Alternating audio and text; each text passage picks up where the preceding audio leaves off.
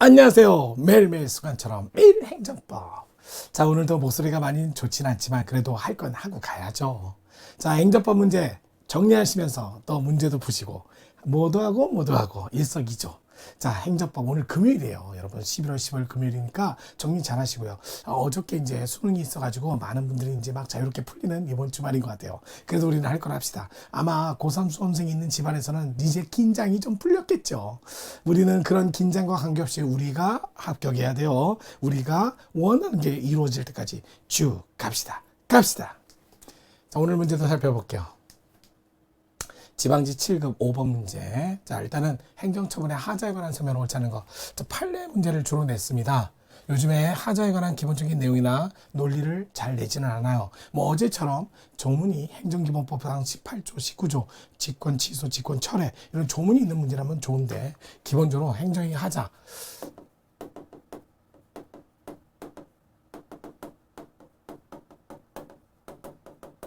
자, 요거는 기본적으로 이제 조문보다는 판례 문제를 많이 내는 것 같아요.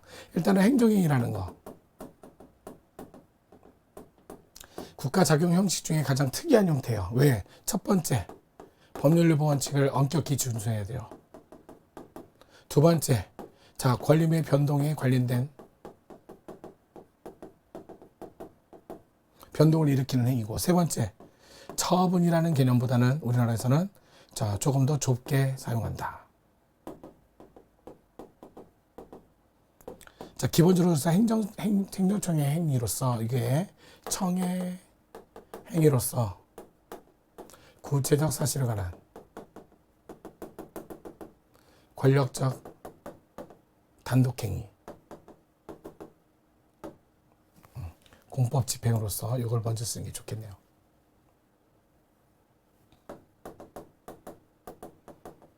공법적 효과가 생기는 집행행위로서 공법적 행위가 있는 1차 행위, 공법적 효과가 있는 행위로서 권력적 단독행위. 물론 요즘에는 단독행위라는 게 신청에 의해서 나오는 행위를 단독행위라고 하고 어떻게 보면 협력을 요구하는 행위도 있지만, 그래서 협력을 요구하는, 한마디로 신청을 요구하는 행위도 있지만 필요로 하는 행위도 있다는 거. 자, 그래서 요즘에 단독이라는 말을 많이 안 쓰고 권력행위다 이렇게 표현을 합니다. 뭐 신청한다 해서 신청대로 나오는 건 아니고요. 법대로 집행하기 때문에 권력적 행위라고 보는 게 맞겠죠. 이 네 가지 요건을 모두 갖추면 행정위가 좁을 수밖에 없다. 자, 많이 인정될 수는 없다는 거예요. 반드시 공법적 효과를 일으키면서 법률에 근거를 두고 권리의 변동을 일으키는 법률행위 일종이에요. 자, 그러다 보니까 행정법에서 행정회의는 갖춰야 될 게 많다라는 거죠. 주체, 권한 있는 청,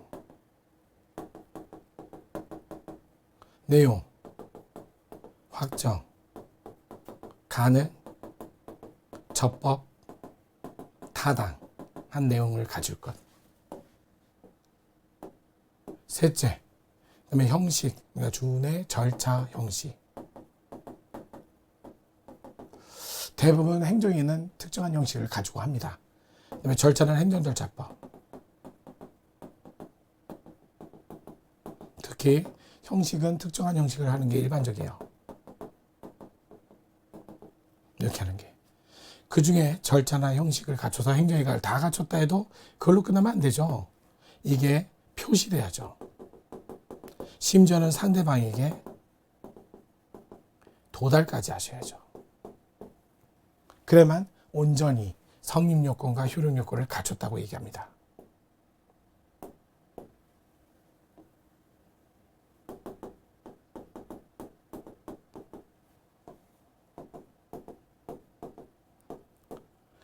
자, 이러한 요건을 모두 다 구비했을 때 적법이라고 하고, 이 중에 어느 하나를 빼먹었으면 하자가 있다. 드디어 나서 하자.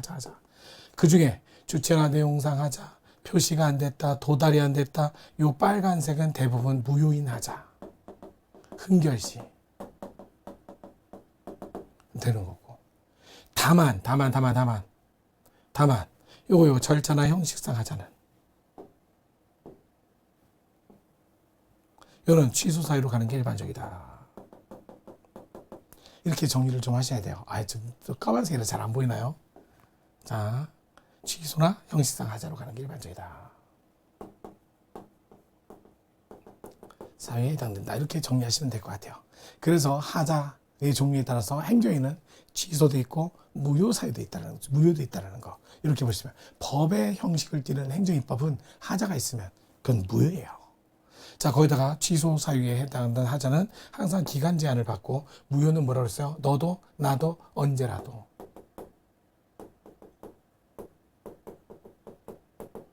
기간이나 형식자, 권한, 주체 그런 거에 구애를 받지 않습니다.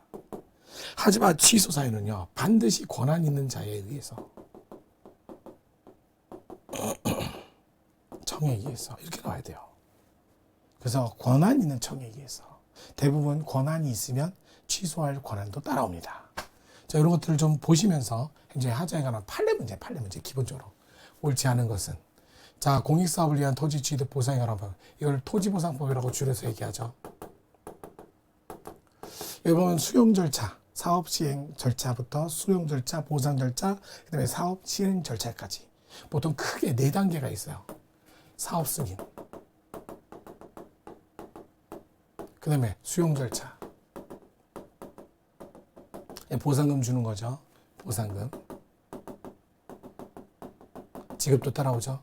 그 다음에 사업계획, 사업 실행.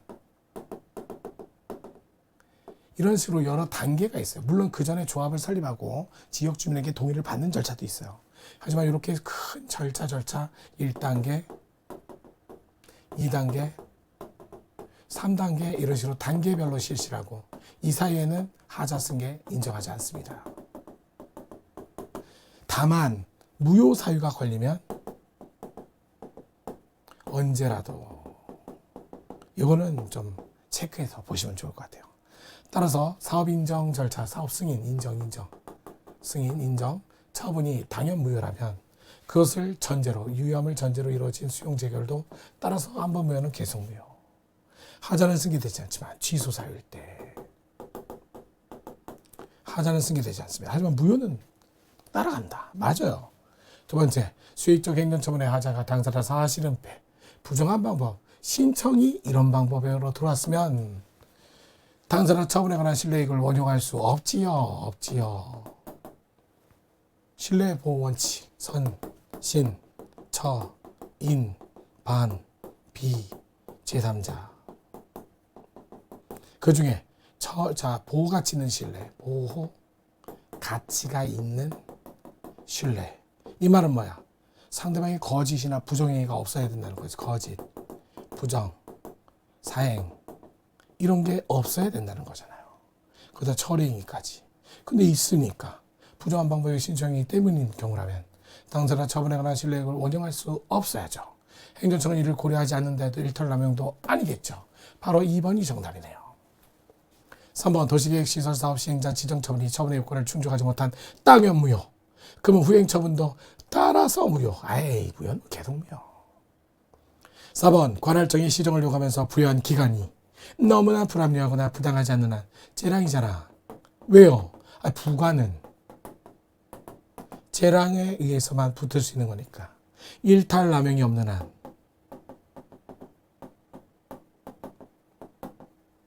그때 일탈남용은 일반 원칙에 반하지 않는 거죠. 기준으로 판단하는 거예요. 따라서 부당하지 않는다. 일탈남용이 아니다. 그다음에 그러면 그 시정료가 위법하다고 볼 수는 없겠네요. 맞네요. 그래서 정답이 2번이었습니다. 자, 목소리가 좀 안 좋긴 해도 잘 이해하셨으면 좋겠습니다. 자, 오늘도 금요일이었어요. 마무리 정리 잘 하시고요. 다음 주 월요일부터 또 매일매일 행정법 좋은 목소리로 찾아올게요. 감사합니다.